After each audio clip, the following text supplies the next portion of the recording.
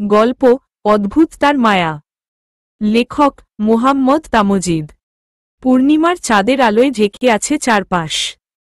নরম হাওয়া বইছে, যেন প্রকৃতি নিজেই বিষণ্ণ কোনো গান গাইছে। আজকের রাতটা একটু ভিন্ন, একটু বেশিই নিঃসঙ্গ। বারান্দায় একা দাঁড়িয়ে আছে নেহা। তার চোখ আকাশে, তার মন কোথাও হারিয়ে গেছে। নেহা মধ্যবিত্ত পরিবারের এক শান্তশিষ্ট মেয়ে। মা মারা গেছেন অনেক আগে। তখন সে খুব ছোট। বাবার কাছেই বড় হয়েছে।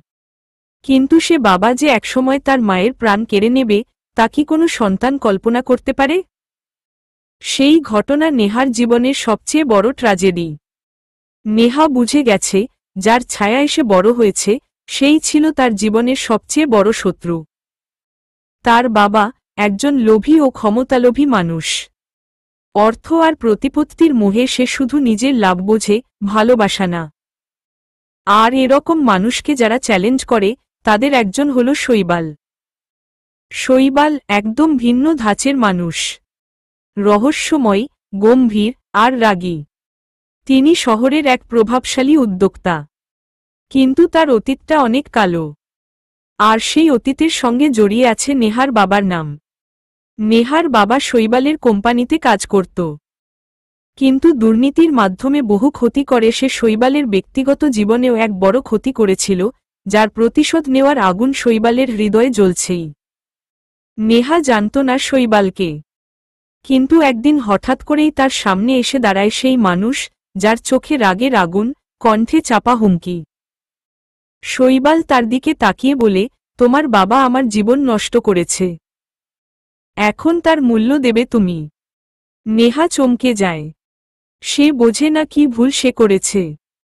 কিন্তু শৈবাল বুঝতে চায় না কিছুই। এক রাতেই পাল্টে যায় নেহার জীবন। নেহাকে তুলে নিয়ে যায় শৈবাল। তার নিজস্ব প্রাসাদসম এক ভিলা। পাহাড়ের কোলঘেঁষা সেই জায়গায় কারো প্রবেশ নেই, কারো নজর নেই। সেখানেই তাকে বন্দি করে রাখে শৈবাল। একদিন রাতের অন্ধকারে, যখন বাইরে শুধু ঝিঝি পোকার আওয়াজ আর দূরে গর্জন করা সমুদ্রের ঢেউ, তখন নেহা আবার চাঁদের আলোয় দাঁড়িয়ে প্রার্থনা করে। হে আমার রব, তুমি তো জানো আমার মনের সকল কষ্ট, সকল ব্যথা। হে আমারও আমাকেই নরক থেকে তুমি মুক্ত কর এবং আমাকে তুমি এই পৃথিবীতে বাঁচতে পারি মতো এমন একজন সঙ্গী তা যে আমাকে আগলে রাখবে। আমি সেই সঙ্গীর অপেক্ষায় আছি যাকে তুমি আমার জীবনে লিখে রেখেছ হালালভাবে, তাই তো হারামকে উপেক্ষা করে বসে আছি সেই সঠিক মানুষটির আশায়। হে আমার রব, তাকে তুমি শীঘ্রই আমার জীবনে এনে দাও, নয়তো তারা আমাকে বাঁচতে দিবে না। হে আমার রব, আমি পবিত্র হয়ে বাঁচতে চাই। আমি অপবিত্র হতে চাই না। আমি চাই না আমার জীবনসঙ্গী বাদে কোন পরপুরুষ আমাকে স্পর্শ করুক। হে আমার রব, রহম কর। এসব বলতে বলতে নেহা কান্না করতে থাকে। ঠিক তখনই তার পেছনে শৈবালের পদক্ষেপ শোনা যায়। সে ধীরে ধীরে এগিয়ে আসে। তার চোখে আবার সেই আগুন। কিন্তু এবার তার কণ্ঠে কেমন এক ভিন্ন ধরন। তুমি যা চাও আমি হতে পারি, কিন্তু আমি তোমাকে কাউকে দিতে পারি না। তুমি শুধু আমার।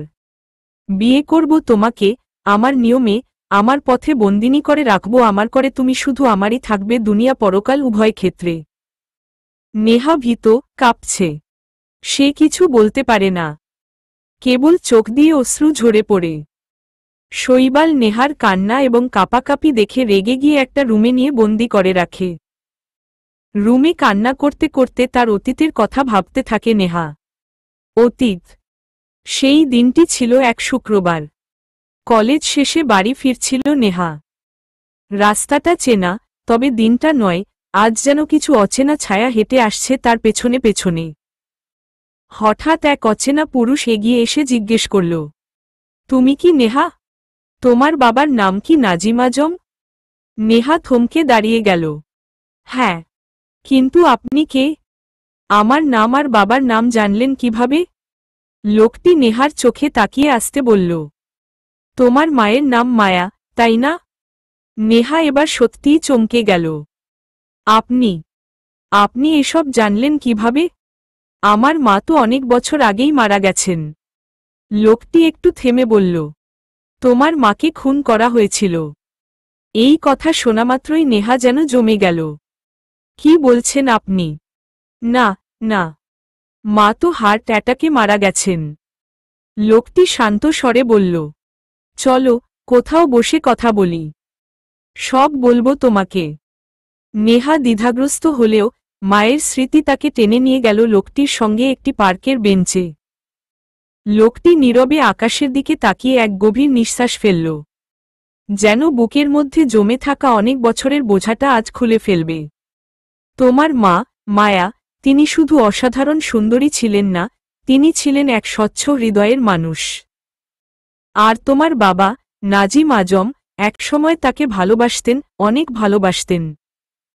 কিন্তু সময় বদলে দেয় মানুষকে, আর লোভ অন্ধ করে দেয় বিবেককে। তোমার বাবার ছিল বিপুল সম্পদ, ছিল সম্মান, কিন্তু সে তা সামলাতে পারেনি। বাজে বন্ধুত্ব, খারাপ অভ্যাস, সব মিলিয়ে সে নেমে যায় অন্ধকারে। তোমার মা অনেকবার তাকে বুঝিয়েছেন, অনেকবার চেষ্টা করেছেন স্বামীকে ফেরানোর, কিন্তু সে শোনেনি। একসময় মায়া বুঝে গিয়েছিলেন, এই মানুষ আর আগের মতো নেই। তখনই তিনি সিদ্ধান্ত নেন, তোমাকে নিয়ে নতুন জীবন শুরু করবেন। দরকার হলে নতুন করে সংসার গড়বেন, শুধু যেন তোমাকে ভালো রাখতে পারেন। আমি ছিলাম তার বন্ধু। আমি তাকে ভালোবাসতাম, কিন্তু সেটা কোনোদিন বলা হয়নি। তবুও সে যখন বলেছিল, আমি আর পারছি না, আমি চলে যাব, তখন আমি তাকে থামাইনি। কিন্তু তোমার বাবা টের পেয়ে যায়। সেদিন বিকেলে তাদের মধ্যে মারাত্মক ঝগড়া হয়। রাগ, অপমান, অহংকারে অন্ধ হয়ে গিয়ে সে তোমার মাকে খুন করে। একটা বালিশ দিয়ে মুখ চেপে ধরে মেরে ফেলে তাকে। সবাই বলেছিল হার্ট অ্যাটাক, কারণ তোমার বাবা ছিল প্রভাবশালী। কারো কিছু বলার সাহস ছিল না। লোকটির কণ্ঠ ভার হয়ে আসে, চোখে জল টলমল করে। আমি চুপ করেছিলাম, কারণ আমারও ভয় ছিল। কিন্তু এখন আর পারছি না। তোমার এটা জানা দরকার ছিল, নেহা। তোমার মা একজন যোদ্ধা ছিলেন, আর তুমি তারই মেয়ে। নেহা সেখানে কান্না করতে থাকে, সে যে আজ বড় ধোঁকা খেল, সে কখনো ভাবেনি তার বাবাই মাকে হত্যা করবে। লোকটি নেহাকে সান্ত্বনা দিয়ে একটা কার্ড দেয় এবং বলে, এটা আমার নাম্বার, কোন সময় বিপদ হলে বলিয়া, আমি তোমাকে নিজের মেয়ের মতোই মনে করি, কারণ তুমি যে আমার ভালোবাসার অংশ। লোকটি চলে যায়, পেছনে ফেলে যায় কান্নারত নেহাকে। নেহা দরজা বন্ধ করে চুপচাপ মায়ের একটা পুরনো ছবি হাতে নিয়ে বসে থাকে। চোখের কোণে কান্নার রেখা, চাপা অভিমান আর না বলা অসহায়তা একসাথে পুঞ্জীভূত হতে থাকে। এমন সময় ঘরের দরজায় টোকা পড়ে। দরজায় দাঁড়িয়ে নেহার বাবা আজম। নেহা, একটা কথা বলবো। বলুন বাবা। মা ছবিটা পাশে রেখে শান্ত কণ্ঠে বলে নেহা। আজম কিছুক্ষণ চুপ করে থাকে, তারপর ধীরে ধীরে বলে ওঠে, তোমার বড় ফুপির ছেলে রিয়াদ তোমার কেমন লাগে? নেহা মৃদু হেসে বলে, ভালো লাগে, ঠিক নিজের বড় ভাইয়ের মতো। আজম একটু ইতস্তত করে, তারপর বলে, তোমার ফুপি তোমার জন্য বিয়ের প্রস্তাব পাঠিয়েছেন। কাল পাঠানো হয়েছে, তবে তোমায় বলা হয়নি। নেহা একটু কেঁপে ওঠে, কণ্ঠে দৃঢ়তা এনে বলে, আমি বিয়ে করতে চাই না আব্বু। আমি পড়ালেখা করব। রিয়াদ ভাইকে তো নিজের ভাইয়ের মতোই দেখি। আজম মাথা নিচু করে বলে, আমি জানি তুমি পড়ালেখা করতে চাও, আমিও চাই সেটা। তবে মনে করেছিলাম, তুমি হয়তো রিয়াদকে পছন্দ করো, তাই বললাম। যেহেতু তুমি চাও না, তাহলে এখনই কিছু বলছি না। তবে তুমি তো এখন ইন্টার ফার্স্ট ইয়ার, এইচএসসি শেষ করার পর বিয়ে দিতে হবে তোমাকে। নেহা কণ্ঠে একরাশ ক্লান্তি নিয়ে বলে, আপনার ইচ্ছা আব্বু।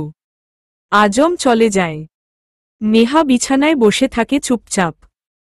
বাইরে সন্ধ্যার বাতাসে পর্দা দুলছে, যেন নীরব কান্নার সঙ্গী হয়েছে। এমন সময় হঠাৎ কে যেন তার নাম ধরে ডাকে। চমকি উঠে নেহা। দরজার সামনে দাঁড়িয়ে আছে শৈবাল, রক্তচক্ষু, রুক্ষ মুখে ঝড়ো দৃষ্টিতে তাকিয়ে আছে তার দিকে। তোমাকে বলেছিলাম, কাল বিয়ে করব। ভুলে গেছ নাকি? আমাকে এতবার ডাকতে হলো কেন? নেহা স্তব্ধ হয়ে যায়। তারপর ধীরে ধীরে বলে ওঠে, আমি বিয়ে করব না একজন চরিত্রহীন পুরুষকে, যে একজন মেয়েকে আটকে রেখে বিয়ে করতে চায়, তার কোনো সম্মান থাকে না। কথা শেষ করার আগেই শৈবালের একটি সজোর চড় পড়ে নেহার গালে। ব্যথায় চোখ বন্ধ হয়ে যায় তার। আমি চরিত্রহীন?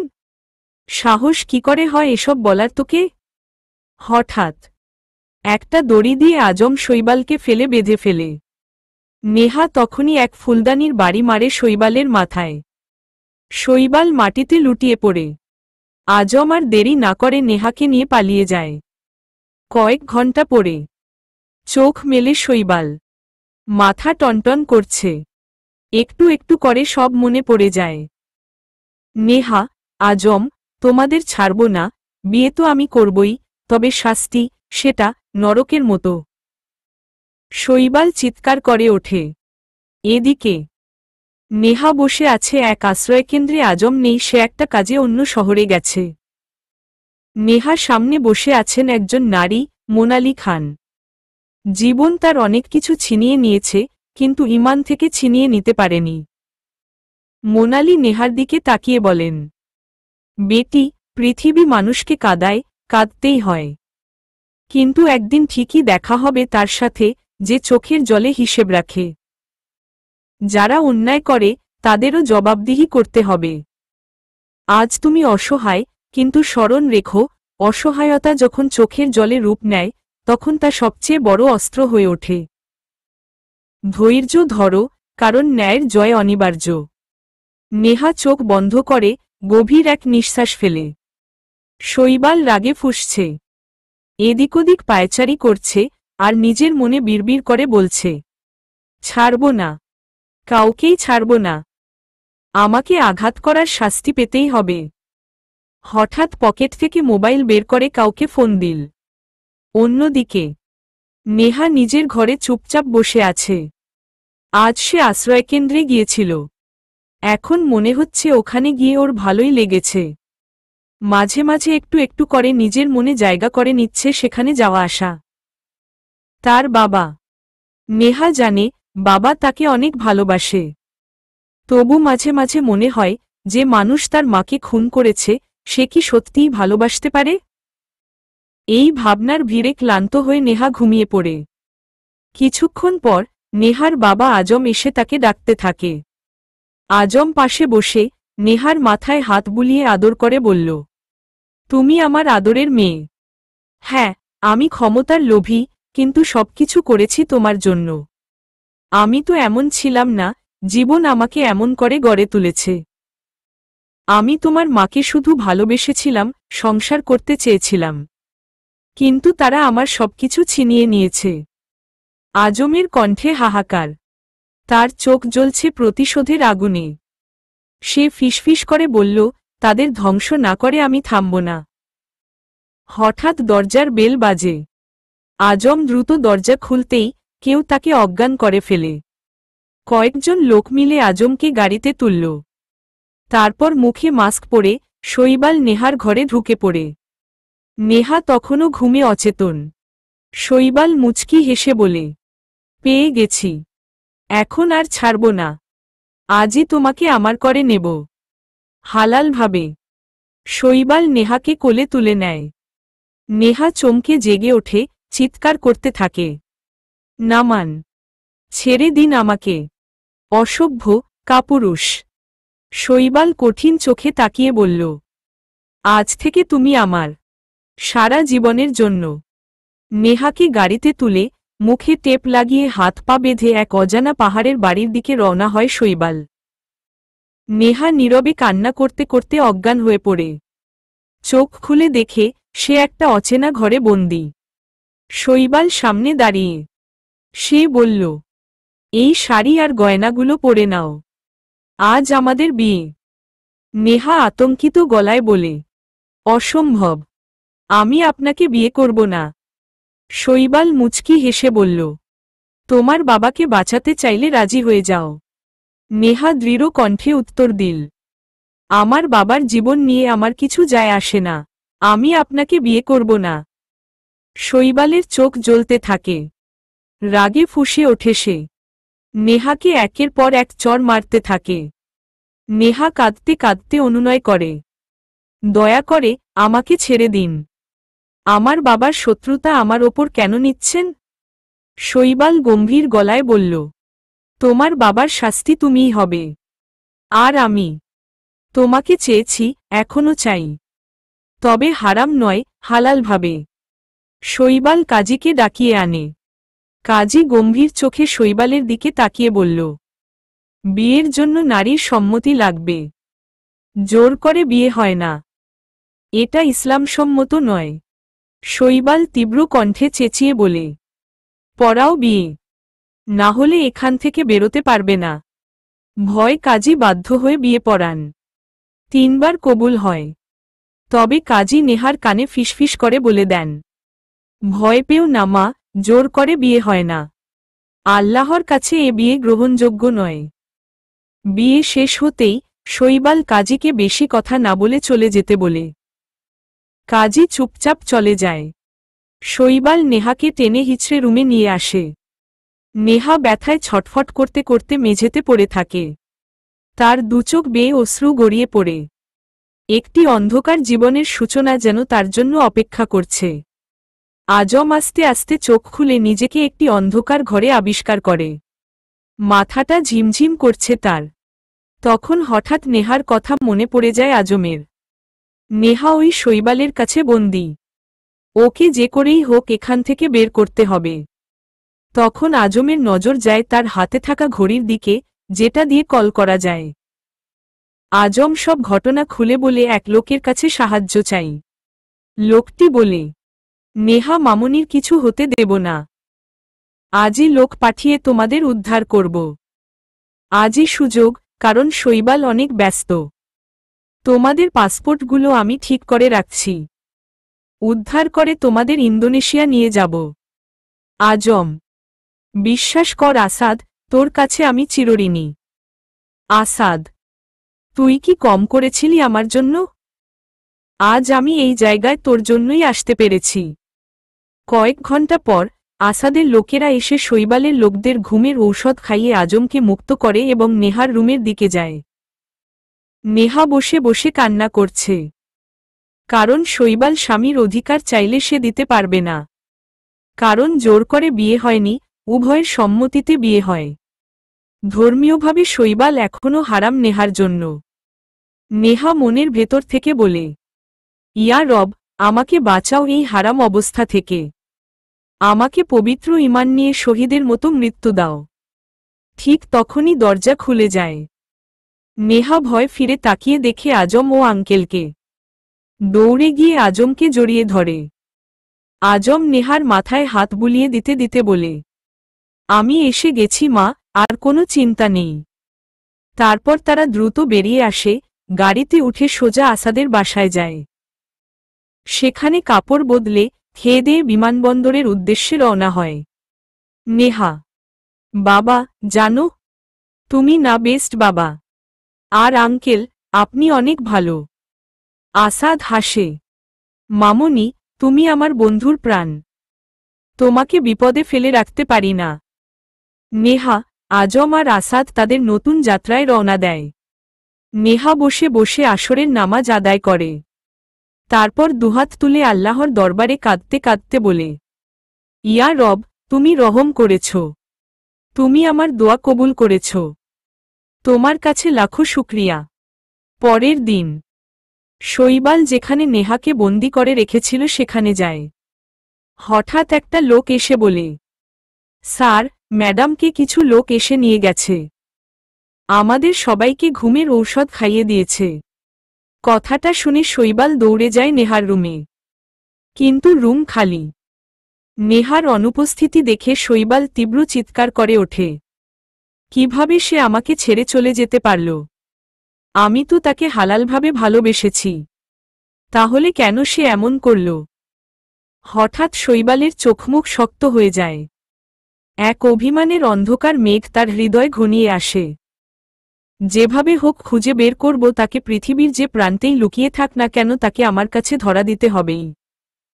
শৈবাল রাগে গজগজ করতেছে আর কথাগুলো বলছে, ওয়াসিম, দোস্ত তুই এত হাইপার হোস না, দেখবি ভাবি নিজের ভুল বুঝতে পারবে। আর তাছাড়া ভাবি তো চাইলেও তোকে ডিভোর্স না দিয়ে বিয়ে করতে পারবে না, কারণ আইনগতভাবে সে তোর ওয়াইফ। শৈবাল গোমরা মুখ শয়তানি এক হাসি দিয়ে, ঠিক বলেছিস, সে চাইলেও বিয়ে করতে পারবে না আর আমার থেকে কতক্ষণ পালিয়ে বেড়াতে পারবে। তবে যাই বলিস সব দোষ আজমের, নয়তো নেহার অত সাহস নেই। ওয়াসিম, যাই বলছিস। শৈবাল, নেহা চাইলেও আমাকে কখনো ডিভোর্স দিতে পারবে না। ওয়াসিম অবাক হয়ে শৈবালের দিকে তাকায়। শৈবাল মুচকি হাসি দিয়ে একটা কাগজ ওয়াসিমের সামনে রাখে। ওয়াসিম কাগজটা হাতে নিয়ে দেখে। ওয়াসিম, আরে তুই তো মারাত্মক কাজ করছিস, তোর এত কিলার বুদ্ধিগুলো আসে কি করে? শৈবাল, সেগুলো তোর জানতে হবে না, সেগুলো জানলে আজ তুই শৈবাল হতি, ওয়াসিম না। এই বলে শৈবাল চলে যায়। ওয়াসিম শৈবালের কথা শুনে দাঁড়িয়ে থাকে, তারপর সে শৈবালের পিছু পিছু দৌড়াতে থাকে। নেহারা ইন্দোনেশিয়াতে আসছে সপ্তাহখানেক আগে। এখানে আসাদের ওয়াইফ আশফিয়া এবং আসাদের কন্যা ফাতেমা থাকে। এই কয়েকদিনে ফাতেমার সাথে নেহার খুব ভালো বন্ধুত্ব হয়ে গেছে এবং আশফিয়া ও নেহাকে নিজের মেয়ের মতো মনে করে, অনেক আদর যত্ন করে। আজকে আসাদ নেহাকে ফাতেমার ভার্সিটিতে ভর্তি করে দিবে। ফাতেমা আর নেহা একই বয়সী। নেহা কলেজে যাওয়ার জন্য একটি বোরকা পরে নেই, তখন দরজা দিয়ে ফাতেমা ঢুকে নেহাকে খুঁটিয়ে খুঁটিয়ে দেখে বলে, বাহ, তোমার ফর্সা গায়ে বোরকাটা বেশ মানিয়েছে। নেহা ফাতেমার কথা শুনে ফাতেমার দিকে তাকায় এবং মুচকি হাসি উপহার দিয়ে বলে, তুমি কি কম সুন্দর? ফাতেমা, দেখতে হবে না আমি কার বান্ধবী। ভাব নিয়ে কথাটা বলে ফাতেমা। তাদের কথাবার্তার মধ্যে হঠাৎই আসফিয়া ডেকে ওঠে। আশফিয়া, কিরে তোদের হলো? ওদিকে তোদের আম্মু অপেক্ষা করতেছে, তাড়াতাড়ি আয়। নেহা আর ফাতেমা আশফিয়াকে সালাম দিয়ে গাড়িতে উঠে বসে গাড়ি নিজ গন্তব্যে রওনা হয়। গাড়ির পিছনের সিটে ফাতেমা এবং নেহা বসেছে এবং সামনে ড্রাইভিং সিটে আসাদ এবং তার পাশে আজম বসেছে। আসাদ, আজ থেকে তোমরা দুজন একসাথে ভার্সিটি যাবে। দুজন দুজনের খেয়াল রাখবে, কেউ বিরক্ত করলে বলবে। তারা দুজনেই সম্মতি দেউট। নেহার বয়স 20 বছর, ফাতেমার বয়স 20 বছর, তবে ফাতেমা নেহার চেয়ে 3 মাসের ছোট। ফাতেমার পরিবারে বাবা আসাদ ইবনে, মা আশফিয়া জাহান, বড় ভাই আব্রাহাম ইবনে এবং সে ফাতেমা বিনতে আসাদ, এই চারজনে মিলে তাদের পরিবার। আর নেহার পরিবারে নেহার বাবা আজম ইবনে এবং নেহা ইলমি। নেহার মায়ের নাম ছিল নিকা ইলমি, কিন্তু তার মা অনেক বছর আগে মারা গেছে। আসাদ এবং আজম নেহাকে ভার্সিটিতে ভর্তি করে দিয়ে চলে যায় আর নেহা ফাতেমার সাথে ক্লাসে যায়। একটু পর একজন স্যার আসে এবং নেহাকে ডাকে। নেহা সারির সামনে যায়। স্যার নেহাকে তার পাশে দাঁড় করিয়ে সকালের উদ্দেশ্যে বলতে শুরু করে। স্যার, ও তোমাদের ভার্সিটির নতুন স্টুডেন্ট, ওর নাম নেহা ইলমি। তোমরা সকলে ওর সাথে ভালো ব্যবহার করবে। আর তোমরা তো ছোট না। কেউ পরিচয় পর্ব শেষ করার পর স্যার ক্লাস করাতে থাকে। ইলমি, তুমি কি ফাতেমার কাজিন? একজন মেয়ে প্রশ্নটি করে নেহাকে। নেহা, হ্যাঁ, আমি ওর কাজিন। তখন ফাতেমা বলে ওঠে, কাজিন কম বোন বেশি, তারাই ইন্দোনেশিয়ান ভাষায় কথা বলছিল। নেহা ইন্দোনেশিয়ান ভাষা তেমন আয়ত্ত করেনি, তাই তার কথাগুলো বুঝতে অসুবিধা হচ্ছিল এবং বলতেও। কোনোমতে ক্লাস শেষ করে নেহা আর ফাতেমা তাদের পাপের জন্য অপেক্ষা করে এবং কিছু সময় পর আসাদ সাহেব এসে তাদের নিয়ে যায়। আজম সাহেব বসে বসে ল্যাপটপে কাজ করতেছিল। এমন সময় নেহা এসে বলে, আব্বু, আমি কি আসতে পারি রুমে? আজব নেহার কণ্ঠ শুনে পিছনে ফিরে তাকায় এবং তাকে আসার অনুমতি দেয়। আজম, কিছু বলবে? নেহা, হ্যাঁ বাবা, আসলে আমাকে একটা ল্যাপটপ কিনে দিতে পারবে? আজম নেহার দিকে কিছুক্ষণ তাকিয়ে থেকে বলে, কালই ল্যাপটপ এনে দেব ইনশাআল্লাহ। বাবার সাথে কথা শেষ করে নেহা রুমে চলে যায় এবং পড়াশোনা করতে থাকে। নিউ ইয়র্কের ব্যস্ত শহর, মানুষ নিজ নিজ গন্তব্যে যাচ্ছে আসছে। আব্রাহাম বেকনিতে দাঁড়িয়ে সেসব কিছু পরখ করছি। এমন সময় প্রচণ্ড ঝংকার দিয়ে তার মোবাইলটি বেজে ওঠে। আব্রাহাম রুমে ঢোকে, মোবাইল রিসিভ করে। হ্যাঁ, বল মুমত। আশফিয়া, কেমন আছিস? আর হ্যাঁ, তুই কি আদব কায়দা ভুলে গেছিস? সালাম দিছিস? আব্রাহাম, আমার তাড়া আছে, কি বলবে বল। আসফিয়া, তোর জন্য তুর আজম আঙ্কেলের মেয়ে নেহার বিয়ে ঠিক করছিলাম, মনে আছে?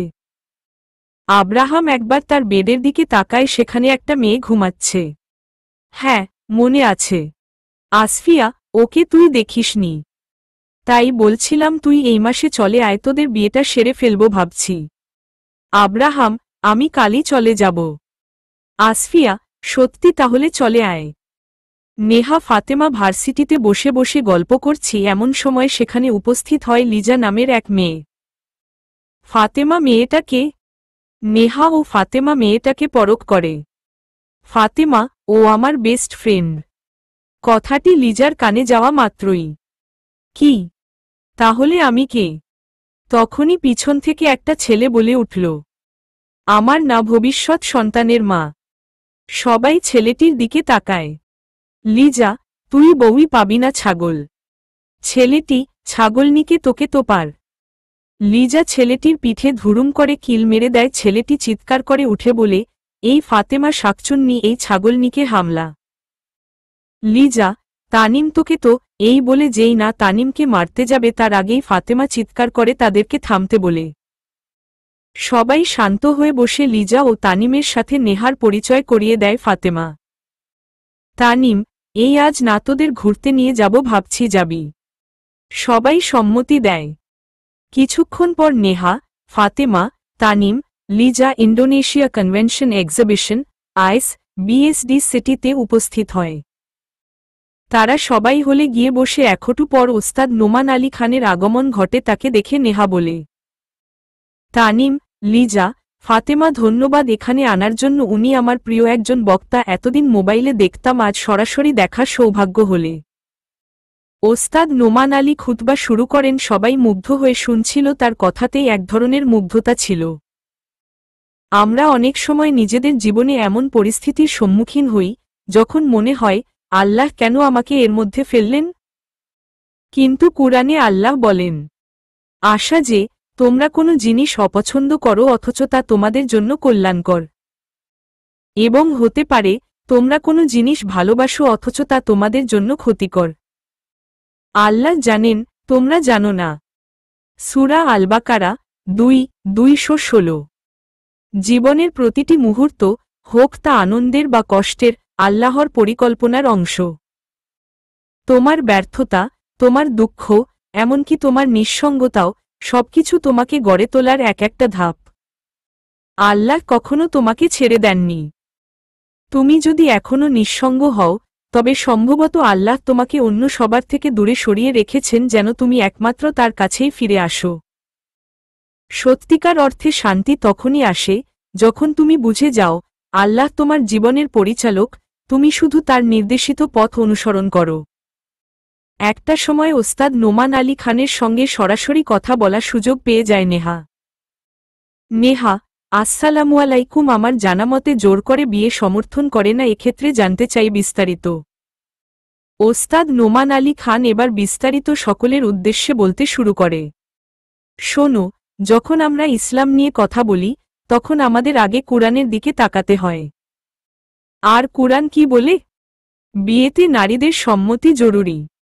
তাহলে কেউ যদি বলে, আমার বাবা মা বলেছে এই ছেলেকে বিয়ে করতে হবে, আমি কিছুই বলতে পারি না, তাহলে আমি বলবো, না না না, এটা ইসলাম না। এটা সমাজের চাপ, পরিবারের ভয়, কিন্তু এটা কুরআনের শিক্ষা না। তুমি কাকে বিয়ে করবে এটা তোমার অধিকার। তুমি না বলতে পারো। আল্লাহ তোমাকে সেই অধিকার দিয়েছেন। বিয়ে মানে শুধু দুজন মানুষের সম্পর্ক না, এটা দুটি আত্মার মিলন। এবং আত্মা কখনো জোর করে মিলে না। আর হ্যাঁ, তুমি যদি কাউকে পছন্দ করো, সেটা হারাম না, যতক্ষণ না তুমি সীমা অতিক্রম করো। তুমি একজন ভালো মুসলিম হয়েও তোমার অনুভূতি থাকতে পারে, এটা স্বাভাবিক।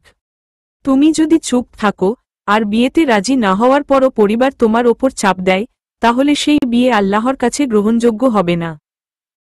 এমন বিয়ে হলে সেটা ভেঙে দেওয়া যায়। হ্যাঁ, তুমি শুনছ ঠিকই, শরীয়তের দৃষ্টিতে এমন বিয়ে বাতিলযোগ্য। নেহাদের ফিরতে ফিরতে রাত হয়ে গেছিল। ফাতেমা আসাদ সাহেবকে কল করে বলেছি এখানে আসছে। বাসায় গিয়ে ফাতেমা ও নেহা সালাত আদায় করে সুজা ঘুমিয়ে যায়। ইন্দোনেশিয়ার মাটিতে পা রেখেছে আজ 5 বছর পরে আব্রাহাম। পরিবেশটা কেমন বদলে গেছে, আগের মতো নেই এখন, আগের চেয়ে বেশি উন্নত দেখাচ্ছে। চারদিকে চোখ বুলিয়ে পাশে দাঁড়িয়ে থাকা আসাদ সাহেবকে বলে, চলো বাবা। আসাদ সাহেব ছেলের সাথে পা মিলিয়ে গড়িতে উঠে বসে গাড়ি রওনা হয় গন্তব্যে। বাবাট, নেহার সাথে আমার বিয়ে ঠিক করেছ কেন? এখন তুমি জানো না আমি এখন বিয়ে করতে চাই না। নেহাকে বিয়ে এখন না করলে মেয়েটা হাত ছাড়া হয়ে যাবে। তো পৃথিবী যে কি মেয়ের অভাব পড়ছে তা পড়েনি, তবে নেহার মতো মেয়ে পাওয়া কষ্টসাধ্য। তার উপর শৈবাল যেভাবে পিছু পড়েছে যে কোনো সময় নেহার কিছু করে ফেলতে পারে। আব্রাহাম ব্রু কুচকে আসাদ সাহেবের দিকে তাকায়। আসাদ সাহেব নড়ে চড়ে বসে বলে, শৈবাল নেহাকে জোরপূর্বক বিয়ে করেছে, তবে বিপদ কিছু হবার আগেই সুযোগ বুঝে ওকে উদ্ধার করে এখানে নিয়ে আসছি। বাহ, শেষ পর্যন্ত কারো বউয়ের সাথে বিয়ে ঠিক করছ? আইনগতভাবে বউ, ধর্মীয়ভাবে না, কারণ তুই ভালো করে জানিস জোরপূর্বক বিয়ে ইসলাম সম্মত নয়। তুমি জাইট বল্ট, নেহাকে আমি বিয়ে করতে পারবো না। আর ওকে শৈবাল কি কৈবাল ওর কাছে দিয়ে দিও, কারণ ও ওর হাজবেন্ড। তুই নেহাকে দেখলেই পটে যাবি। তুমি জেগে জেগে স্বপ্ন দেখো। ড্রিমলাইটের আলোয় বসে আছে শৈবাল, মুখে চিন্তার চাপ। আজ 7 দিন হলো ইন্দোনেশিয়া এসেছে শৈবাল, কিন্তু এখনও নেহা কোন জায়গায় থাকে সেটা বের করতে পারেনি সে। মোবাইল হাতে নিয়ে নেহার একটি ছবি বের করে। একবার যদি তোমায় হাতের কাছে পায় তাহলে সর্বপ্রথম কষে কয়েকটা থাপ্পড় দিব। অসভ্য নারী, স্বামীকে ফেলে পালানো। একবার পাই সুদে আসলে সব শোধ করে নিব। ফাতেমা, নেহা তোরা কয় আব্রাহাম আসছে। কথাটি কর্ণপাত হতেই ফাতেমা এক দৌড়ে আব্রাহামের সামনে হাজির হয়। আব্রাহাম সবার সাথে কৌশল বিনিময় করে বসে, তখনই পেছনে থেকে সালামে শব্দ ভেসে আসে, আসসালামু আলাইকুম। আব্রাহাম ফিরে তাকায়, তারপর থমকে যায়। তার সামনে যেন কোন এক পরী দাঁড়িয়ে আছে। বাবা ঠিক বলেছে, নেহা অসম্ভব সুন্দরী পরীর মতো। মনে মনে আজম সমুদ্র পাড়ে বসে আছে, দৃষ্টি তার সমুদ্রে। সে নীরব দাঁড়িয়ে থাকে। হঠাৎ তখন একটা লোক পিছন থেকে আজকে ডাক দেয়। আজম পিছনে আসাদ ও আব্রাহামকে দাঁড়িয়ে থাকতে দেখে মুচকি হেসে এগিয়ে যায়। চারিদিকে নীরবতা, আকাশে পূর্ণিমার চাঁদ। ব্যস্ত শহর, সাদা রঙের একটি গাড়ি প্রচণ্ড বেগে ছুটে চলেছে নিজ গন্তব্যে। শৈবাল এক হাতে ড্রাইভ করছে, আরেক হাতে মোবাইল ধরে আছে। মোবাইলের ওপাশ থেকে শোনা যায় একটি পুরুষের কণ্ঠ, স্যার, ম্যামের বিয়ে ঠিক করা হয়েছে এবং আগামী সপ্তাহে বিয়ে। শৈবাল গম্ভীর কণ্ঠে বলে, আমি আসছি। কথাটি বলে কল কেটে দেয়। একবার বাপ মেয়েকে সামনে পায়ে বুঝাব আনমনে। নেহা ভার্সিটিতে বসে আছে। ফাতেমা, লিজা ও সারার ক্লাসমেট। সাথে লিজার থমথমে মুখশ্রী। একটু দূরে অপরাধীর ন্যায় দাঁড়িয়ে আছে তানিম। বিরক্ত নিয়ে ফাতেমা বলে ওঠে, কি হয়েছে একটু খুলে বলবি? লিজা চোখ তুলে তাকায় ফাতেমার দিকে, তারপর মাথা নিচু করে নেয়। তখন সারা বলে, শুন, আমি বলছি তোরা তো কালকে আসিসনি, কাল তাই জানিস না আসলে তামিমের সাথে লিজার বিয়ে ঠিক হয়েছে। বিস্ময় নিয়ে ফাতেমা ও নেহা লিজার দিকে তাকায়। পরক্ষণেই তিনজনেই হেসে উঠল। লিজা রাগী দৃষ্টিতে ওদের দিকে তাকায়, তারপর সেখান থেকে উঠে সোজা তামিমের কাছে গিয়ে ওর পিঠে ধুরুম করে কিল বসিয়ে দেয়। ক্লাসে সকলে হেসে উঠল। নেহা তো হাসতে হাসতে শেষ। লিজা, সবাই হেসে নাও ভালো করে, তারপর মুখ ঘুরিয়ে চলে যায় বাইরে। ভার্সিটি থেকে এসেই শুয়ে পড়েছে নেহা। আছরের আজান কানে আসতেই ঘুম ভেঙে যায়। নেহা অলস ভঙ্গিতে বিছানা থেকে উঠে দাঁড়ালো, তারপর পা বাড়ায় ওয়াশরুমের দিকে। নামাজ শেষ করে একটু ছাদের যায়। খোলা আকাশের নিচে বুকভরে শ্বাস নেয় নেহা, তারপর চোখ ঘুরিয়ে চারদিকে দেখতে থাকে। পশ্চিম দিকে সূর্যটা অস্ত্র যাচ্ছে হালকা বাতাসে। নেহার হিজাবটা নড়ছে, ধবধবে ফর্সা গায়ে নীল রঙের জামাতে অপূর্ব সুন্দরী লাগছে তাকে। নেহা চোখ বন্ধ করে। হঠাৎ শৈবালের গম্ভীর চেহারা ভেসে ওঠে, তাই তাড়াতাড়ি চোখ খুলে ফেলে। শ্বাস তার ভারী হয়ে গেছে। কেমন আছো নেহা? পকেটে হাত দিয়ে দাঁড়িয়ে আছে আব্রাহাম নেহার পেছনে। নেহা আব্রাহামের কথা শুনে হকচকিয়ে উঠল। পেছনে ফিরে আব্রাহামের দিকে দৃষ্টিপাত করল। আব্রাহামের মুখে হাসির রেখা। সে দাঁড়িয়ে একমনে নেহাকে পরখ করছে। ভাইয়া, আপনি এখানে? এমনি এসেছিলাম, এসে দেখি তুমি এখানে। তা কি খবর? আলহামদুলিল্লাহ, ভালো। আব্রাহাম নেহাকে কিছু বলতে যাবে, তার আগেই আব্রাহামের মোবাইলটি প্রচণ্ড ঝংকার দিয়ে উঠে। আব্রাহাম মোবাইলে কথা বলতে বলতে প্রস্থান করে। নেহা বসে বসে অ্যাসাইনমেন্ট করছিল, এমন সময় রুমে উপস্থিত হয় আজম। আজম নেহার দিকে এগিয়ে গিয়ে ওর হাতটি ধরে অনুরোধের সঙ্গে বলে, মা একটা অনুরোধ করব, রাখবি? নেহা আজমের মুখে মা ডাক শুনে অবাক দৃষ্টিতে ওর দিকে তাকিয়ে বলে, কি বলবেন আব্বু? আজম নেহার হাতটি আরো ভালোভাবে নিজের হাতে মুঠোয় নিয়ে বলে, আমি আব্রাহামের সঙ্গে তোর বিয়ে ঠিক করেছি, আগামী শুক্রবার তোর বিয়ে। কথাটি শোনা মাত্র নেহার রাগ উঠে যায়। হাত ছাড়ো, আমি কিছুতেই বিয়ে করব না, অনুরোধ করে লাভ নেই। আমি বিয়ে করলে কোন ধার্মিক ছেলেকে করব? আজম রেগে বলে, আজ যদি আসাদ তোকে এখানে না আনতো তখন কি হতো ভেবেছিস? আল্লাহ কোনো না কোনোভাবে পথ দেখাতো। আজম বুঝতে পারে নেহা আব্রাহামের সঙ্গে বিয়ে কিছুতেই করবে না, তাই বাধ্য হয়ে রুম ত্যাগ করে। আজম যাওয়ার পর নেহা লিজাকে কল করে সব বলে। ওপাশ থেকে লিজা, তোরা আজ আমার উপর হাসছিলি না, তাই অভিশাপ পড়াচ্ছে। নেহা লিজার কথা শুনে রাগে গজগজ করতে করতে বলে, তানিম কোন দিক দিয়ে খাবার? তোর 7 কপালের ভাগ্য, হরে বিয়ে করতে পারছিস সেটা। 7 কপালের ভাগ্য না কোচো, ওই বদমাইশ আমাকে ফাঁসিয়ে নিজে ফেঁসে গেছে। কিভাবে? তুই তো জানিস ও আমার চাচাতো ভাই। এই একদিন ওর সাথে ট্রুথ ডিয়ার খেলছিলাম, ওখানে ও আমাকে বলছে সে যে ইংরেজি বলবে তা ইন্দোনেশিয়ান ভাষায় বলতে আমিও বলেছি, কিন্তু ও সেটা রেকর্ড করে রাখছে এবং সুযোগ পেয়ে আমাকে খারাপ বানানোর জন্য বাড়ির সকলের সামনে রেকর্ডটা ওপেন করে। বেচারা আমাকে খারাপ বানাতে চাইছিল, তবে সে কল্পনাও করেনি যে ওর সাথে আমার বিয়ে ঠিক করে ফেলবে। একদম ঠিক হয়েছে। তোর বিয়েও আব্রাহাম ভাইয়ের সঙ্গে ঠিক হলে ভালো হবে, তখন তোকে ভাবি ডাকতে পারব। নেহা রাগী কণ্ঠে লিজা বলে চিৎকার করে উঠল। ওর চিৎকার শুনে দৌড়ে রুমে প্রবেশ করে আব্রাহাম। লিজাও কল কেটে দেয়। নেহা রাগে গজগজ করতে করতে যেই না আব্রাহামকে নিজের রুমে দেখছে, তখনই মাথার মেজাজ বিগড়ে গেল তার। আপনি এখানে কেন? আর অনুমতি ব্যতীত একটি মেয়ের রুমে প্রবেশ করছেন কেন? আব্রাহাম নেহার এমন রাগী কণ্ঠ শুনে অবাক। নেহা, তুমি এমনভাবে কথা বলছো কেন? নেহা হাতজোড় করে বলে, দয়া করে বাইরে যান, আমার সামনে আসবেন না, আর হ্যাঁ, মরে গেলেও আপনাকে আমি বিয়ে করব না, করছি না। নেহার এমন কথা শুনে আব্রাহামের কষ্ট হয়। নেহা, কেন তুমি আমাকে বিয়ে করতে চাও না? বলতে বাধ্য না, দয়া করে বের হন। তুমি কি তোমার ওই নামমাত্র হাজবেন্ডকে ভালোবেসে ফেলেছ? আব্রাহামের কথা শুনে নেহা চেঁচিয়ে উঠল, আপনার কি মনে হয় অসভ্য? তখন ওকে ভালোবাসো না, তাহলে আমাকে বিয়ে করতে আপত্তি কিসের? আমি কোন কাপুরুষকে বিয়ে করতে চাই না? আপনি যে। কথাটি শেষ হবার আগেই আব্রাহাম নেহার গালে থাপ্পড় মেরে বসে। নেহার গালে হাত দিয়ে আব্রাহামের দিকে তাকায়। আব্রাহাম রাগে ফুঁসছে, পরক্ষণেই নেহাকে বলে, বিয়ে তুই করবি না, তোর বাপ করবে। আমার বাপকে করিয়েন। আব্রাহাম রাগে কাঁপছে নেহার কথা শুনে। তোকেই করব, দেখি কে ঠেকায়। আমিও দেখব। তুই আজ থেকে বন্দি, শুক্রবার তোর বিয়ে আমার সাথে। স্বপ্ন দেখো।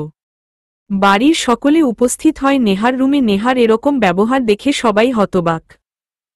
আজম মেয়ের এমন ব্যবহার দেখে লজ্জিত। আব্রাহাম বাড়ির সকলকে দেখে রুম থেকে বের হয়ে যেতে যেতে বলে, আঙ্কেল, বিয়ে আমি আপনার মেয়েকেই করব, সে রাজি হোক বা না হোক। নেহা চেঁচিয়ে বলে, জীবনেও না। শৈবাল পায়ের উপর পা তুলে বসে আছে। তার পাশে দাঁড়িয়ে আছে তার একজন গার্ড। শৈবাল, শুনলাম নেহা ওই বদমাইশকে বিয়ে করতে রাজি হচ্ছে না। লোকটি, হ্যাঁ স্যার। উনি নাকি ধার্মিক ছেলেকে বিয়ে করবে। শৈবাল, বিয়ে করবে মানে কি? ও আমার ওয়াইফ। তা কাজগুলো সব ঠিকঠাক আছে তো? লোকটি, জি স্যার। অন্ধকারাচ্ছন্ন হয়ে গেছে সম্পূর্ণ বাড়ি।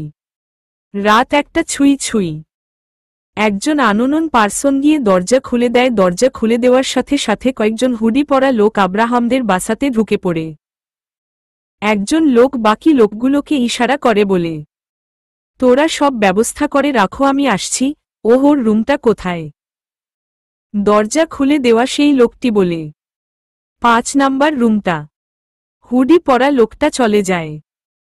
নেহা ঘুমে আচ্ছন্ন, হঠাৎ সে অনুভব করে কেউ তাকে স্পর্শ করছে। চোখ খুলতেই দেখে সামনে একটা লোক দাঁড়িয়ে আছে, মুখ দেখা যাচ্ছে না। নেহা চিৎকার করতে যাবে তার আগেই একটা রুমাল দিয়ে নেহাকে অজ্ঞান করে ফেলে। তারপর নেহাকে বিছানা থেকে তুলে কোলে করে নিয়ে যায়। ফজরের আজান কানে আসতেই নেহা চোখ খুলে দেখে সে একটা অন্ধকার রুমে বন্দী। তখনই তার কালকে রাত্রে ঘটনা এবং আব্রাহামের চ্যালেঞ্জের কথা মনে পড়ে যায়। এসব মনে করে নেহা চিৎকার করে বলতে লাগল, কাপুরুষ কোথায় তুই? তুই কোন সাহসে আমার গায়ে হাত দিয়েছিস আব্রাহাম? তখনই রুমে প্রবেশ করতে করতে শৈবাল উত্তর দেই, ওই কাপুরুষ কি করে তোমাকে ছুঁতে পারবে ওহে আমার প্রিয়? নেহা পরিচিত কণ্ঠ শুনে ফিরে তাকাতেই দেখে তার সামনে শৈবাল দাঁড়িয়ে। আপনি এখানে কেন? অন্য কাউকে আশা করছিলে? নেহা শৈবালকে দেখে ভয় পেতে শুরু করে। ভয় পাওয়ার দরকার নেই বিবিজান, আমি আপনাকে ভয় পাই না। আর হ্যাঁ, আমাকে এখানে আনছেন কোন সাহসে? শান্ত হো, তোমাকে এখানে না যেখানে খুশি নিতে পারি, এটা সাহস না অধিকার। ভুলে গেলে 3 কবুল করছিলে সেটা? ওটা বিয়ে না। কি? জোর করে বিয়ে হয় না? হয়। তুমি আমার ওয়াইফ, এটাই শেষ কথা। আমারও শেষ কথা, আমি আপনাকে ডিভোর্স দিব। শৈবাল একটা কাগজ এগিয়ে দিয়ে বলে, দেখো, এখানে শর্ত অনুসারে তোমার 2টো কিডনি এবং 2টো চোখ দিয়ে দিলে ডিভোর্স হয়ে যাবে। নেহা কাগজগুলো হাতে নিয়ে শৈবালের দিকে তাকায়। শৈবাল ডোন্ট কেয়ার ভাব নিয়ে নেহার পাশে বসে ওর কোলে মাথা রেখে শুয়ে পড়ে। নেহা কেঁপে উঠল শৈবালের স্পর্শ পেয়ে, তবে সে বাকরুদ্ধ। শৈবাল যে এত বড় ছাল ছালবে সেটা নেহা কখনোই ভাবেনি। আপনার কি মনে হয় এই এগ্রিমেন্ট পেপার দিয়ে আমাকে দমিয়ে রাখবেন? দমিয়ে রাখতে চাই না, আগলে রাখতে চাই। অন্য কাউকে রাখুন, তোমাকে রাখব। আব্রাহাম ঘরের জিনিস ভাঙচুর করছে এবং চিৎকার করে বলছে, নেহা কোথায়? ও কিভাবে পালালো? আসাদ ও আজম আব্রাহামকে শান্ত করতে ব্যস্ত, কিন্তু আব্রাহাম কারো কথাই শুনছে না। আসফিয়া বেগম এসে ছেলেকে বুঝায়। ফাতেমা একপাশে দাঁড়িয়ে আছে। নেহা ভাবছে কি করা যায়, আব্রাহাম বা শৈবাল দুজনের মধ্যে কাউকে বিয়ে করা যাবে কিনা। শৈবাল রুমে প্রবেশ করতে করতে বলে, বিবিজান কি খাবেন? নেহা রাগী চোখে শৈবালের দিকে তাকায়। তখনই শৈবাল আর নেহার রুমে আব্রাহাম, আসাদ, আজম এবং কিছু পুলিশ প্রবেশ করে। ওদেরকে দেখে শৈবাল দাঁড়িয়ে যায়। একজন পুলিশ এগিয়ে এসে ইন্দোনেশিয়ান ভাষায় বলে, তুমি ওকে কিডন্যাপ করেছ, তোমাকে আমাদের সাথে জেলে যেতে হবে। ও আমার বিবাহিত স্ত্রী। ডকুমেন্ট দেখাও। শৈবাল কতগুলো পেপার পুলিশের দিকে এগিয়ে দেয়। পুলিশ পেপারগুলো পড়ে আব্রাহামদের দিকে তাকিয়ে বলে, ওরা তো স্বামী স্ত্রী। তখনই হঠাৎ নেহা বলে ওঠে, আমাকে কিডন্যাপ করে বিয়ে করেছিল ইনি। তখনই পাশ থেকে শৈবাল বলে ওঠে, ও সব মিথ্যা কথা বলতেছে। ও আসলে আমাকে বিয়ে করেছে টাকার জন্য, কারণ আমার সম্পত্তিগুলো আমার স্ত্রী 3 ভাগের 1 ভাগ পাবে তাই। তবে সে এখন ওর প্রেমিককেও বিয়ে করতে চায়। শৈবালের এসব মিথ্যা কথা শুনে নেহার মেজাজ বিগড়ে যায়। শৈবালের কথাগুলো শুনে পুলিশ বলে, এই বিষয়টা করতে গিয়ে দেখতে হবে, আপনারা ওখানে আপনাদের সঠিক বিচার পাবেন এবং চাইলে ডিভোর্সও করে নিতে পারেন। শৈবাল এগ্রিমেন্ট পেপারগুলো এগিয়ে দিয়ে বলে, দেখুন অফিসার, ও সম্পত্তি পাওয়ার জন্য এগ্রিমেন্টে অবধি সাইন করছে। পুলিশ পেপারগুলো দেখে বলে, এই সব কোর্টে রায় দিবে, তবে যতদিন না পর্যন্ত কোর্ট থেকে কোন সিদ্ধান্ত না আসে ততদিন নেহার আপনার সাথে থাকতে হবে। কথাগুলো বলে পুলিশ অফিসাররা চলে যায়। পুলিশের পিছে পিছে আসাদ ও আজব যায়। আব্রাহাম রক্তচক্ষু নিয়ে শৈবালের দিকে তাকিয়ে আছে। শৈবাল আব্রাহামকে ওর দিকে এভাবে তাকিয়ে দেখতে দেখে মাঝের আঙ্গুল দেখায়। এটা দেখে শৈবালের কাছে এসে ওর কলার চেপে ধরে বলে, বেশি তিরিংবিরিং করবি না একদম। আব্রাহামের থেকে নিজেকে ছাড়িয়ে আব্রাহামের মুখে একটা ঘুষি মেরে দেয় শৈবাল। আব্রাহাম রক্তচক্ষু নিয়ে শৈবালের দিকে এক পলক তাকিয়ে সেও একটা পাঞ্চ মারে শৈবালের বুকে। শৈবাল মেঝেতে পড়ে যায়। আব্রাহাম শৈবালের উপরে বসে এলোপাথারি মারতে থাকে শৈবালকে। ওদের দুজনকে এভাবে ঝগড়া করতে দেখে নেহা দৌড়ে ওয়াশরুম থেকে এক বালতি পানি এনে শৈবাল ও আব্রাহামের উপর ছুঁড়ে মারে। আব্রাহাম ও শৈবালের উপরে পানি এসে পড়তেই দুজন শান্ত হয়ে উঠে বসে। শৈবাল আব্রাহামের উদ্দেশ্যে বলে, আমার বাসা থেকে বের হ। আমি এখানেই থাকব যতদিন নেহা থাকে। নেহা আমার সাথে সারা জীবন থাকবে। জেগে জেগে স্বপ্ন দেখিস মনে হয় এখন। মাথা গরম হওয়ার আগে বের হ নয়তো। আব্রাহাম তেড়ে এসে বলে, নয়তো কি? আবার দুজন দুজনের কলার ধরে একজন আরেকজনকে মারতে থাকে। ওদের দুজনকে এভাবে ঝগড়া করতে দেখে নেহা চিৎকার করে বলে উঠল, থামো দুজনেই, তোমরা এভাবে ঝগড়া করছো কেন? তোমাদের একজনের কেউ তো আমি বিয়ে করব না। নেহার কথাটি শুনে আব্রাহাম ও শৈবাল ওর দিকে তাকিয়ে তাকে অসহায় দৃষ্টিতে। নেহা দুজনের উদ্দেশ্যে বলে, তৃতীয়বার যেন দুজনকে এভাবে লড়াই করতে না দেখি। কথাটি শেষ করে নেহা যেই না রুম থেকে বের হতে যাবে তখনই নেহার সামনে এসে উপস্থিত হয় শৈবাল। নেহা জিজ্ঞাসা দৃষ্টিতে শৈবালের দিকে তাকায়, কোথায় যাচ্ছ তুমি? আপনাকে কৈফিয়ত দিতে হবে। পিছন থেকে আব্রাহাম বলে, নেহা বাসায় চলো। নেহা এবার আব্রাহামের দিকে তাকিয়ে বলে, আমি কোথায় যাব কি যাব না সেটা আপনাকে ঠিক করতে হবে না জনাব আব্রাহাম। তারপর শৈবরের দিকে তাকিয়ে বলে, আপনিও নাক গলাবেন না জনাব শৈবাল। নেহা রুম থেকে বাইর হওয়ার আগে শৈবাল নেহার হাত ধরে ফেলে। নেহা কিছু বলতে যাবে তার আগেই আব্রাহাম এসে নেহার হাত ছাড়িয়ে নেয় শৈবালের থেকে। কাঠগড়ায় দাঁড়িয়ে আছে শৈবাল, আব্রাহাম, নেহা এবং নেহার বাবা। আব্রাহাম নিজেকে পরিবর্তন করেছে অনেক, চোখে নরম অনুতপ্ত ছায়া। নেহা তাকিয়ে আছে নির্বাক দৃষ্টিতে। শৈবাল দাঁড়িয়ে আছে নির্লিপ্ততা, ডোন্ট কেয়ার ভঙ্গিমায়, যেন এই নাটকের কেউ নয়, কেবল এক দর্শক। জজ কড়াভাবে বলে ওঠেন, ডকুমেন্টগুলো জমা দিন। শৈবাল ধীর পায়ে এগিয়ে এসে কয়েকটি কাগজ বাড়িয়ে দেয়। এটা হলো এগ্রিমেন্ট পেপার। শৈবালের ঠোঁটে তাচ্ছিল্যের হাসি। তারপর সামনে দাঁড়িয়ে থাকা নেহার চোখে চোখ রেখে বলে, এখানে নেহা নিজ হাতে লিখে সাইন করেছে, যদি কখনো আমাকে ডিভোর্স দিতে চায় তাহলে তাকে দিতে হবে 2টি চোখ আর 2টি কিডনি, এবং সে এতে রাজি। চারপাশে নিস্তব্ধতা নেমে আসে। আব্রাহামের মুখ ফ্যাকাশে হয়ে যায়। নেহার বাবা কাঁপতে কাঁপতে চেয়ারে বসে পড়েন। নেহা তাকিয়ে থাকে শৈবালের চোখে, অভিযুক্ত নয়, অভিমানী।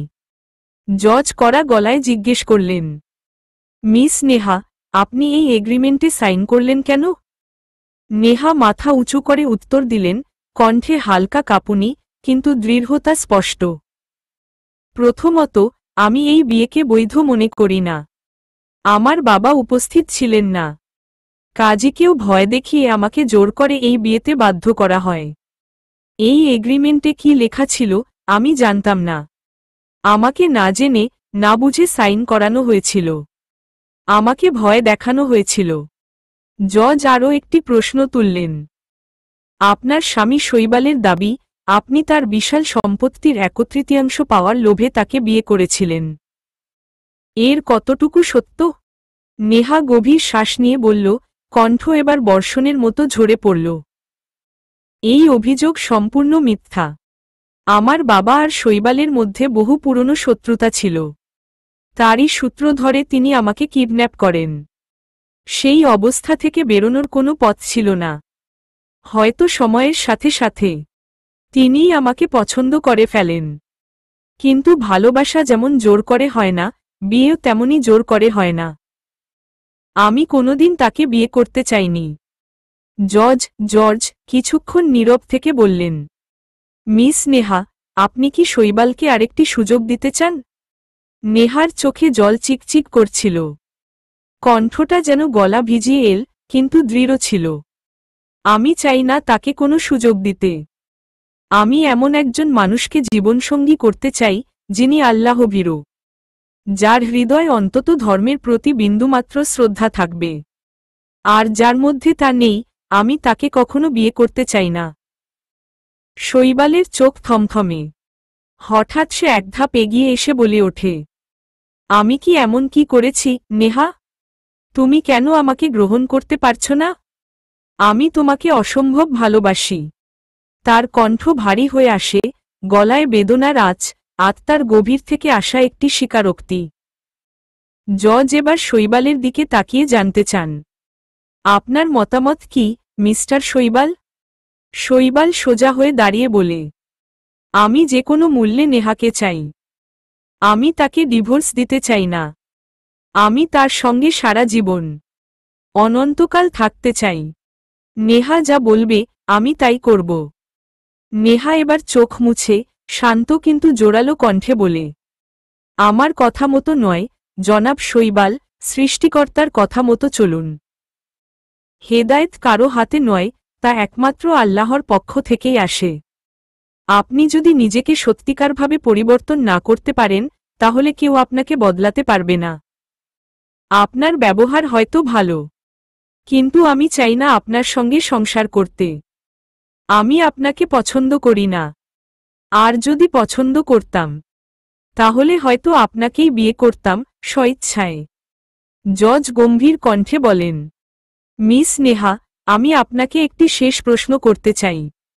আপনি কি উত্তর দিতে প্রস্তুত? নেহা মাথা হেঁট করে সংযত কণ্ঠে বলে, জি, আমি প্রস্তুত। জজ একটু থেমে জিজ্ঞেস করেন, আপনি কি শৈবালের সঙ্গে কোনো ধরনের সম্পর্ক রাখতে চান না? নেহা চোখ তুলে দৃঢ়ভাবে বলে, না, আমি কোনো সম্পর্ক রাখতে চাই না তার সঙ্গে। নেহার মুখ থেকে এই কথা শোনার সাথে সাথে শৈবাল হঠাৎ হাঁটু গেড়ে মাটিতে বসে পড়ে। তার কণ্ঠ কেঁপে ওঠে, প্লিজ নেহা, একটা সুযোগ দাও। আমি তোমাকে সত্যি সত্যি ভালোবাসি। তোমাকে ছাড়া আমি আর কাউকে কখনো নিজের স্ত্রী হিসেবে কল্পনাও করতে পারব না। প্লিজ, আমাকে এভাবে ছেড়ে যেও না। নেহা গম্ভীরভাবে বলে, আপনার ভালোবাসার কথা ভাবলে তো চলবে না, নিজের কথা, নিজের আত্মসম্মানের কথাও তো ভাবতে হবে। আমি আপনাকে স্বামী হিসেবে গ্রহণ করতে পারব না। শৈবাল এবার কান্নায় ভেঙে পড়ে। ঠিক তখনই দরজা দিয়ে ভেতরে ঢুকে পড়ে শৈবালের বাবা ও মা। তারা ছুটে এসে শৈবালকে জড়িয়ে ধরে। শৈবালের মা নেহার সামনে এসে দাঁড়িয়ে চোখে জল নিয়ে অনুনয়ের সুরে বলেন, প্লিজ মা, এরকম করো না। আমার ছেলেটার তো কোনো দোষ নেই। তুমি কেন ওকে ক্ষমা করছো না? নেহা শান্তভাবে জবাব দেয়, আপনার ছেলে আমাকে জোর করে বিয়ে করেছে, খারাপ ব্যবহার করেছে। তাই তার সঙ্গে আমি বিবাহ বহির্ভূত কোনো সম্পর্ক রাখতে চাই না। তবে হ্যাঁ, আমি তাকে মাফ করে দিয়েছি, কিন্তু তাকে স্বামী হিসেবে গ্রহণ করতে পারব না। এবার এগিয়ে আসে শৈবালের বাবা। তাকে দেখে নেহা বিস্ময় ভরে বলে, আপনি আঙ্কেল? আপনি শৈবালের বাবা? শৈবালের বাবা মাথা নিচু করে বলেন, হ্যাঁ মা, আমি শৈবালের বাবা। দয়া করে ওকে এত কষ্ট দিও না। তুই যদি ওর সঙ্গে ছোট্ট জীবনটা কাটিয়ে দিস, কি এমন ক্ষতি হতো? নেহা চোখ নামিয়ে বলে, আমি অনেক চেষ্টা করেছি আঙ্কেল, কিন্তু আপনার ছেলে আমার মন মতো নয়। আর সে মন মতো হওয়ার চেষ্টাও করেনি। যে অন্যায় করেছে, তাকে প্রশ্রয় দিলে সেটা অন্যায়কে মান্যতা দেওয়া হয়। আপনার ছেলে যেহেতু আমার সঙ্গে অন্যায় করেছে, তাই আমি সেটা মেনে নিতে পারি না। শৈবালের বাবা ক্ষুব্ধভাবে বলে ওঠেন, বিয়ে করা কি অন্যায়? আমার ছেলে কি তোকে মারধর করেছে, খারাপ কিছু করেছে? নেহা এবার আর কিছু না বলে পেছনে ঘুরে দাঁড়িয়ে বলেন, আমি আর কিছু বলতে চাই না। এখন যা বলার আদালতই বলবে।